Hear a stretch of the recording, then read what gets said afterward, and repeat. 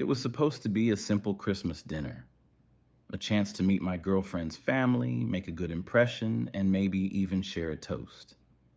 But when the door opened and a towering, muscular man dressed as Santa Claus walked in, everything changed. My heart raced in ways I couldn't explain. Who was he? And why did I feel this magnetic pull toward him? I never imagined that behind the costume would be the face of my girlfriend's father, or that the night would take a turn no one could have predicted. What happens when a holiday secret threatens to shatter more than just traditions? Stay until the end to uncover the truth that left an entire family speechless. Christmas is supposed to be a time for warmth and family. But for me, Jason Hart, 23, this holiday season came with a twist. Meeting my girlfriend Emily Rivers' family for the first time.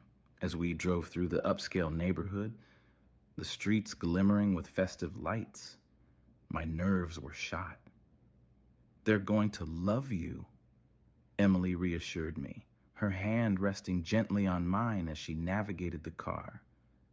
My dad can be a bit intimidating, but he's a total softie once you get to know him. I offered her a weak smile, trying to suppress the anxious knot in my stomach.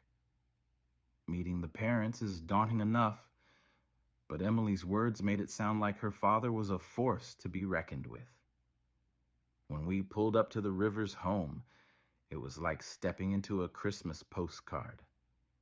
Their house was adorned with sparkling lights, a perfectly trimmed tree visible through the window, and the faint scent of freshly baked pies wafting through the air.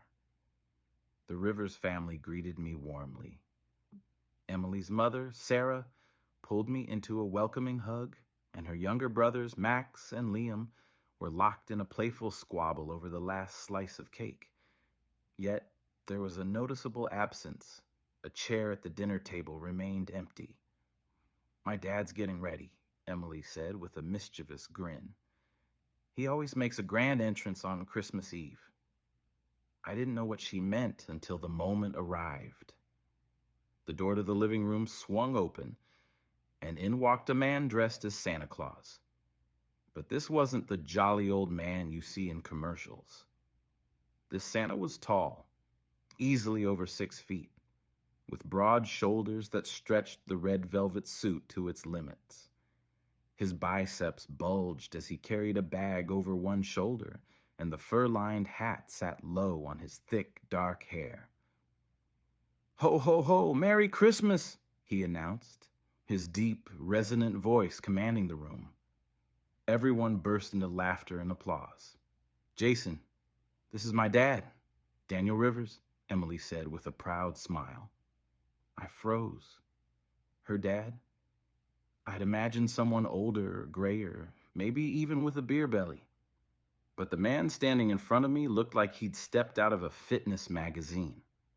He removed the Santa hat, revealing a sharp, chiseled face, bronze skin, and piercing green eyes that seemed to lock onto mine for a beat too long. "It's nice to meet you, Jason," Daniel said, extending a hand. His grip was firm, his palm warm against mine.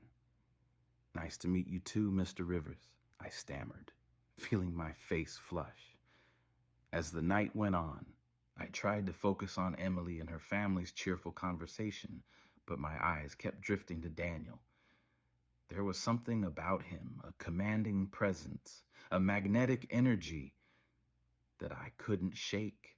By the time dessert was served, I was already questioning everything. Why did my heart race every time he looked my way? And what was this strange pull I felt toward the man who was supposed to be just my girlfriend's dad? Dinner continued with laughter and lively conversation, but I was barely present. My attention drifted like the snow falling gently outside, always landing on Daniel. He sat at the head of the table, his Santa costume still clinging to his broad frame, his every gesture commanding attention. The way he smiled at Emily when she recounted a childhood story, the way his hand rested on the table. Solid, capable, confident. Everything about him exuded strength. I hated myself for the thoughts running through my head. This was Emily's father, for God's sake. Yet every time his green eyes flicked in my direction, my pulse quickened, and a strange heat pooled in my chest. "So, Jason," Daniel's deep voice cut through my spiraling thoughts. "What do you do for work?" I stammered, suddenly hyper-aware that all eyes were on me. "I work in graphic design, mostly branding and advertising." "Impressive," Daniel said, nodding as he leaned back in his chair, his arms crossing over his chest in a way that only emphasized their size. "It's a competitive field. Emily's always said you're talented." I glanced at Emily, who smiled warmly, completely oblivious to the storm raging inside me. Dessert was served, an elaborate spread of pies and cookies that Sarah had clearly poured her heart into. The festive cheer in the room should have been enough to anchor me, but the tension only grew. Every time Daniel spoke, I felt like he was speaking directly to me, even when the words weren't meant for my ears. At one point, Liam knocked over his glass of cider, sending the liquid spilling across the tablecloth. Amid the commotion of everyone grabbing napkins and mopping up the mess, I felt it again. That magnetic pull. Daniel reached across the table to steady a dish about to topple, his hand brushing mine in the process. It was a brief touch, fleeting enough that no one noticed, but the warmth of his skin lingered. After dinner, everyone dispersed. Emily went to help her mom in the kitchen. Max and Liam retreated to the living room to play video games, and I was left standing awkwardly in the hallway. "Jason," Daniel's voice called from behind me, low and commanding. I turned to find him standing in the doorway of what looked like a guest bedroom. He had shed the Santa hat but was still wearing the red suit, the belt slung low on his hips. "Yes, Mr. Rivers?" I asked, my voice barely above a whisper. "Can you give me a hand?" he asked, gesturing toward his costume. "This thing's a nightmare to get out of." I hesitated. My mind screamed no, but my feet carried me forward. As I stepped into the room, he closed the door behind me, the soft click of the latch making my stomach flip. "I'd ask Emily, but she's busy," he explained, his tone casual. "And you seemed like the helpful type." I nodded, my throat too dry to form words. He turned his back to me, presenting the zipper that ran from the nape of his neck to the base of his spine. My hands trembled as I reached for it, the room suddenly feeling too warm. The zipper came down slowly, the fabric parting to reveal smooth, tan skin stretched over taut muscles. The scent of his cologne filled the air, woody with a hint of spice, and it made my head spin. "Thanks," he said, his voice quieter now, almost intimate. He turned to face me, the suit hanging loose around his shoulders, his green eyes locked onto mine, and the air between us grew heavy. Neither of us moved. The tension crackled like a live wire, and before I could stop myself, I blurted, "You're not what I expected." He raised an eyebrow, a smirk playing at the corner of his lips. "Is that so?" I didn't answer. I couldn't. The weight of the moment pressed down on me, and all I could hear was the pounding of my own heart. The room felt smaller with every passing second, the air charged with something I couldn't name. Daniel's smirk lingered, his green eyes holding mine as if daring me to say more. The Santa suit had slipped further down his shoulders, revealing a body that seemed sculpted to perfection. I should have looked away, but I couldn't. "You're nervous," he said, his voice soft but teasing. Relax. I don't bite. I laughed awkwardly, the sound too loud for the moment. It's just this whole meeting the family thing. I didn't expect. Didn't expect what? He interrupted, stepping closer. The loose fabric of his suit brushed against my arm, and my breath hitched. That you'd look like this, I admitted, my words stumbling out before I could stop them. My cheeks burned, and I prayed he wouldn't notice. Daniel chuckled, a deep, throaty sound that sent a shiver down my spine. Well, I don't exactly fit the stereotype, do I? No, you don't, I said, my voice barely above a whisper. The tension between us was unbearable now, a pull so strong it felt like gravity itself was conspiring against me. Daniel reached for the belt still cinched around his waist, his movement slow and deliberate. Mind giving me a hand with this too? He asked, his tone casual. But there was something else beneath it, something that made my pulse race. I hesitated, every rational thought screaming at me to leave the room. But my hands moved on their own, reaching for the thick leather belt. My fingers brushed his as I unclasped it, and the touch sent a jolt through me. Thanks, he said, his voice lower now, almost a murmur. The belt slipped to the floor with a soft thud, and the room fell silent again. I looked up at him, expecting to find amusement in his expression, but his face was serious, his gaze intense. Jason, he said, my name rolling off his tongue like it was something precious. Yeah, I managed, my voice cracking under the weight of his stare. He didn't say anything at first, just reached out to tuck a stray strand of hair behind my ear, a gesture so tender it caught me off guard. His fingers lingered against my cheek, and my breath caught. I've seen the way you look at me, he said, his voice barely above a whisper. My heart stopped. I don't... You do, he interrupted, stepping closer. His hand slid from my cheek to the back of my neck, his touch firm but gentle. And I'm not sure what to do about it. I couldn't speak, couldn't think. All I could do was stare up at him, my heart pounding so loud I was sure he could hear it. I shouldn't, he said, his voice conflicted, but his hand didn't move. And then, before I could process what was happening, his lips were on mine. The kiss was soft at first, testing, but it quickly deepened.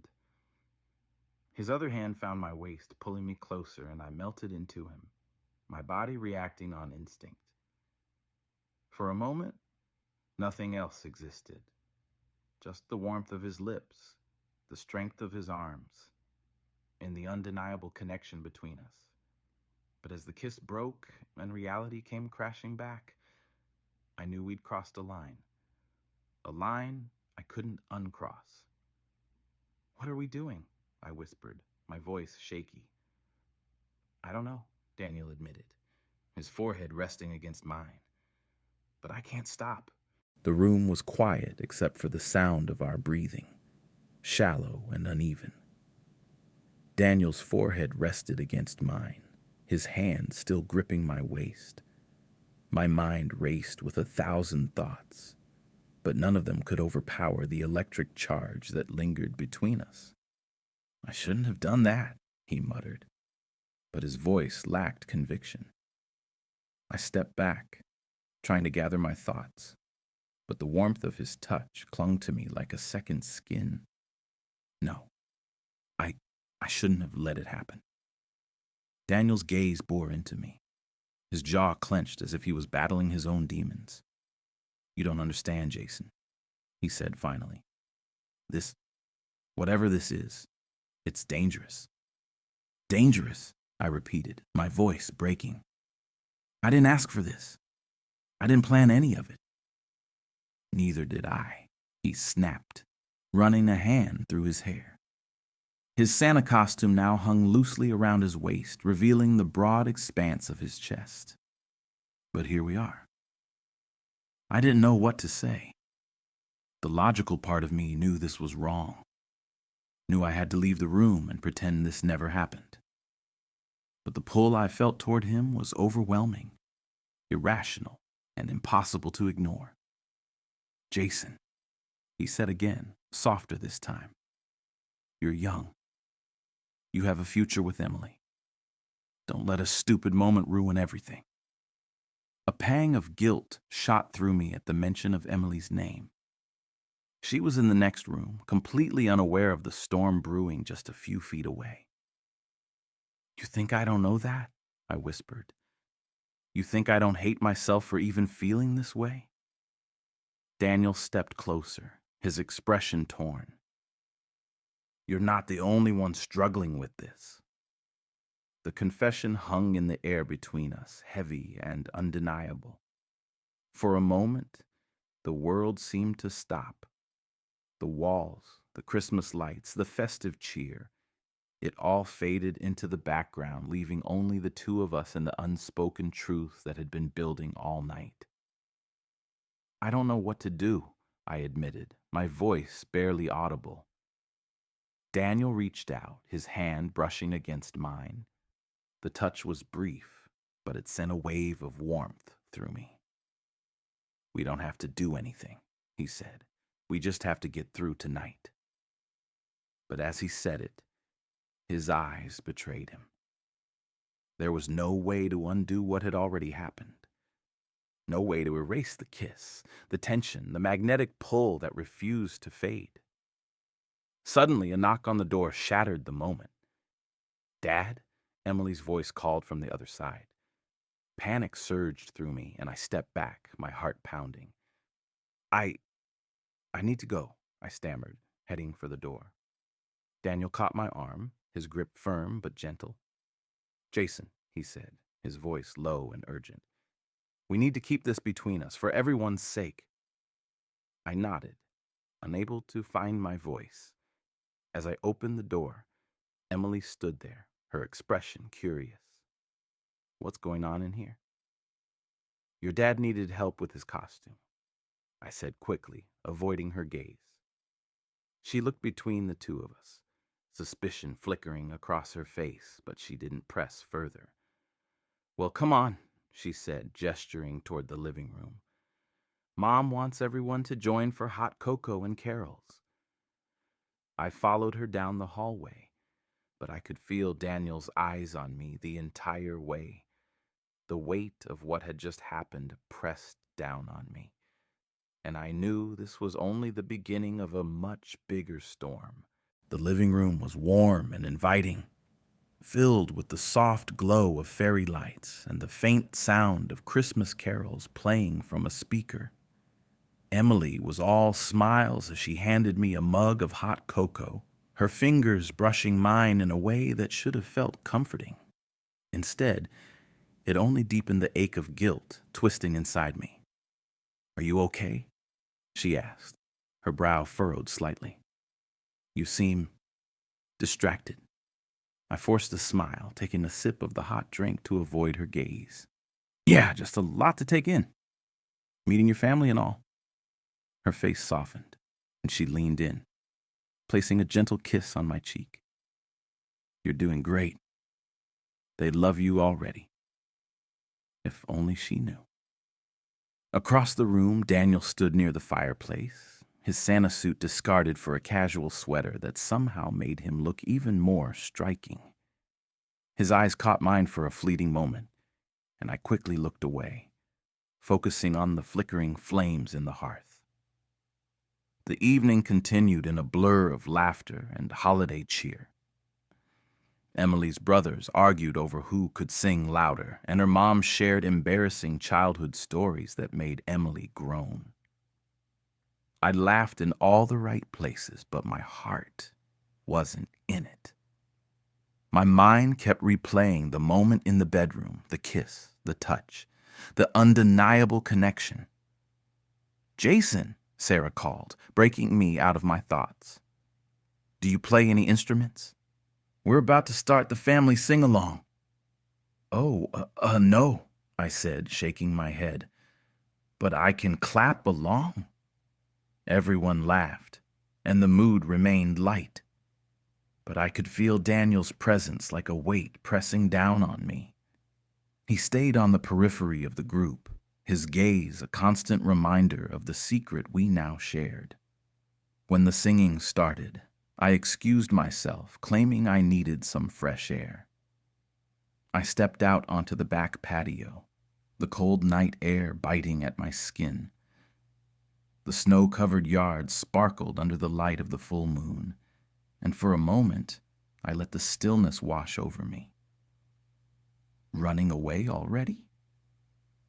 I turned to find Daniel standing in the doorway, his hands stuffed into the pockets of his jeans. Just needed some air, I said, my voice barely above a whisper. He stepped outside, closing the door behind him. It's hard, isn't it? I didn't answer, but the look on my face must have said enough. You think I don't feel the same way? He continued, his voice low and rough. You think I'm not fighting it every second you're in the room? I stared at him, my breath visible in the cold air. Why are you saying this? Because I need you to know, he said, stepping closer. I need you to know you're not alone in this. The vulnerability in his voice caught me off guard. I had seen him as this larger-than-life figure, strong, confident, untouchable. But now, he stood in front of me as a man conflicted, torn apart by the same emotions that were consuming me.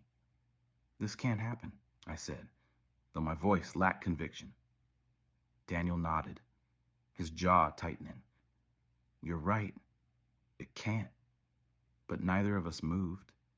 The space between us felt charged, the unspoken words hanging heavy in the air. He reached out, his fingers brushing mine in a gesture so brief it could have been accidental. But it wasn't. Before either of us could say more, the sound of the patio door opening made us both jump. Emily stepped out, her arms wrapped around herself against the cold. There you are, she said, looking between us. What are you two doing out here? Just talking, Daniel said smoothly, his expression unreadable. Well, come back inside, she said, shivering. It's freezing out here. She reached for my hand, pulling me back toward the warmth of the house. But as I followed her inside, I couldn't shake the feeling that this silent storm was far from over. Let me know if you're ready for Chapter 6. The tension is only building. The house was alive with warmth and cheer as Emily led me back into the living room, her hand still wrapped around mine. The sound of laughter and Christmas carols filled the air, but my mind was miles away, replaying the moment on the patio. Daniel's words echoed in my head, his presence lingering like a shadow I couldn't escape. I sat next to Emily on the couch, trying to focus on the conversation around me. But every time I looked up, I caught Daniel's gaze. It wasn't deliberate, at least not at first. But as the minutes passed, it became clear. He was watching me, and I couldn't stop watching him. Jason, Emily said, nudging me gently. Huh? I blinked, realizing she had been talking to me. I was saying that Mom and Dad are planning a ski trip next month. You should come with us, she said, her eyes bright with excitement. Yeah, that sounds great, I said, forcing a smile. Daniel, seated across the room, let out a low chuckle. I glanced at him, and he raised his glass of wine in a silent toast, a smirk tugging at the corner of his lips. My pulse quickened, and I looked away, my face heating. The night wore on, and one by one members of the family began retreating to their rooms. Emily's brothers were the first to go, their excitement over the day finally giving way to exhaustion. Her mom followed soon after, leaving just the three of us in the living room. I should head up too, Emily said, stifling a yawn. She kissed me on the cheek, her lips lingering for a moment. Don't stay up too late, okay? I won't, I promised, watching as she disappeared up the stairs. Daniel remained seated, his glass of wine still in hand. The silence between us was deafening, the tension palpable. You're playing a dangerous game, Jason, he said finally, his voice low. I turned to him, my chest tightening. I'm not playing anything. He stood, his movements slow and deliberate, and walked toward me. Then what do you call this? He asked, his eyes locking onto mine. I don't know, I admitted, my voice trembling, but I can't stop thinking about you.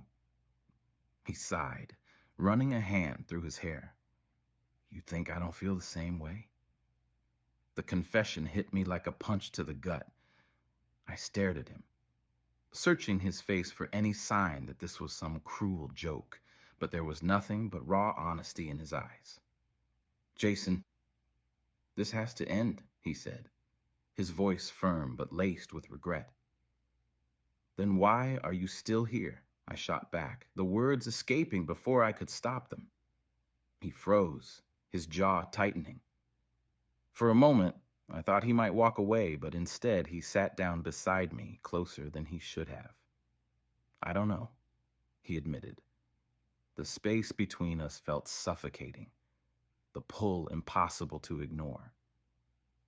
I knew this was wrong, knew the consequences could be catastrophic, but I couldn't bring myself to care. Before I could stop myself, I leaned in, my lips brushing against his. It was brief, a stolen moment, but it felt like everything. I can't do this, he said, pulling away, his voice breaking. I can't hurt her like this. But even as he said it, his hand found mine, his touch sending a jolt through me. Jason, this has to stop, he said again. But neither of us moved. The sound of footsteps on the stairs made us both freeze. Emily's voice called out, and the moment shattered like glass. Emily's voice grew louder as she descended the stairs. Daniel and I sprang apart, the tension still thick in the air. She appeared in the doorway, rubbing her eyes, her expression confused. What are you two still doing up? She asked, her voice tinged with curiosity. Just talking, Daniel said quickly, his tone steady despite the storm beneath the surface. Emily smiled sleepily, oblivious to the weight of the moment. Well, don't stay up too late. Tomorrow's Christmas morning, and Mom wants everyone up early. As she returned upstairs, I exhaled a breath I hadn't realized I was holding. Daniel stood, his hands running through his hair in frustration. This has to stop, Jason, he said firmly. Before we do something we can't take back. I nodded, but deep down, I knew it was too late. The next morning was a blur of presents, laughter, and forced smiles. Emily beamed as she unwrapped the bracelet I had picked out for her, her joy a sharp contrast to the guilt gnawing at me. Daniel avoided me as much as possible, his usual commanding presence subdued. Every glance in my direction felt like a dagger, a reminder of the line we had already crossed. As the day wore on, the tension became unbearable. Emily noticed my distracted demeanor and pulled me aside. Is everything okay? She asked, her eyes searching mine. Yeah, I lied, forcing a smile. Just tired. But I could see the doubt in her expression, and I knew the facade wouldn't hold much longer. That night, the house was quiet. Emily had gone to bed early, and I found myself wandering, unable to sleep. I ended up in the guest room, the memory of Daniel's touch haunting me. The door creaked open behind me, and I turned to see him standing there. We need to talk, he said, his voice low. Before I could respond, the door burst open, and Emily stood there, her face pale with shock. She had seen enough. Our closeness, the way we looked at each other, the unspoken truth between us. "What's going on?" she demanded, her voice trembling. I opened my mouth, but no words came out. Finally, I said, "I can explain." But as her eyes filled with tears, I realized some things could never be explained.